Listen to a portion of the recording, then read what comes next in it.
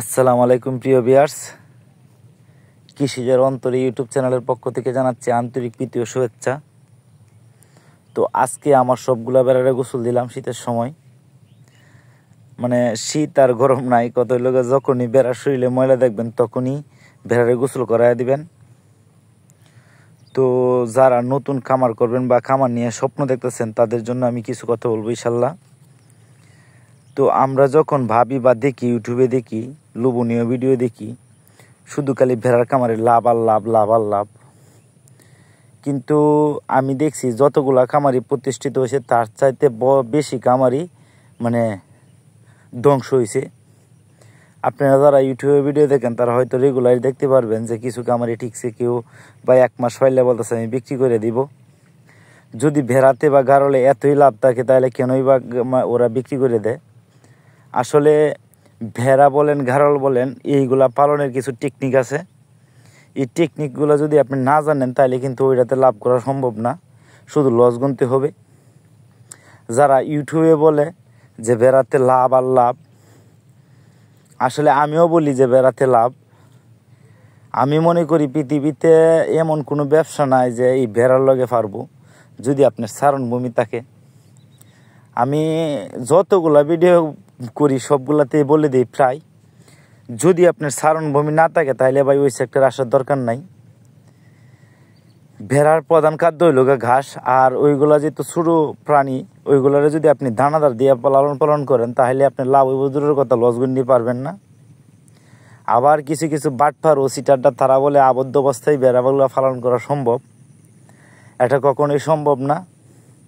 যাদের ভাবেন মানে ভেড়ার খামার দেওয়ার আগে ভাবেন যে আমি 30টা বা 40টা বা 50টা 70টা মানে ভেড়া করবো, মা ভেড়া, তারপর ইনশাল্লাহ টাকার টাকা, ওই রকম হিসাব করে কেউ আসেন না। সর্বপ্রথম 10টা বা 15টা বা সর্বোচ্চ 20টা দিয়ে শুরু করবেন, দেশি ভেড়া দিয়া।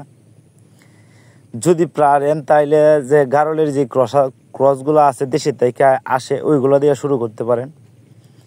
সর্বপ্রথম একটা জিনিসে লাভ করতে লাগে, বুঝতে হইব যে কীরকম। আমি জানি আমার কথাগুলো হয়তো অনেকের কাছে ভালো লাগবে না, অনেকের কাছে হয়তো তিতা লাগবে, কারণ আসলে বাস্তব কথাগুলো তিতা হই। যারা ইউটিউবে ভিডিও দেখেন বা কন্টিনিউ পাবেন যা আমি বড় অভিজ্ঞ হয়ে গেছি, তারা আসলে একটা জিনিস কিছুই বোঝে না, কিছুই জানে না। কত লোক আপনি যদি সাইকেলের ইঞ্জিনিয়ারও থাকেন, যতক্ষণ পর্যন্ত আপনি সাইকেল না দৌড়াইছেন ততক্ষণ পর্যন্ত আপনি সাইকেল মানে চালানো শিখতে পারবেন না। মানে ইঞ্জিনিয়ার মনে করেন সাইকেলের কী লাগবে না লাগবে, কী করতে হবে না করতে হবে, একবারে আপনি বড় ডিগ্রি নিয়ে আসেন, কিন্তু যতক্ষণ পর্যন্ত আপনি শিক্ষা না দৌড়াইছেন ততক্ষণ পর্যন্ত আপনি বুঝবেন না সাইকেল কীভাবে দৌড়াতে হয়।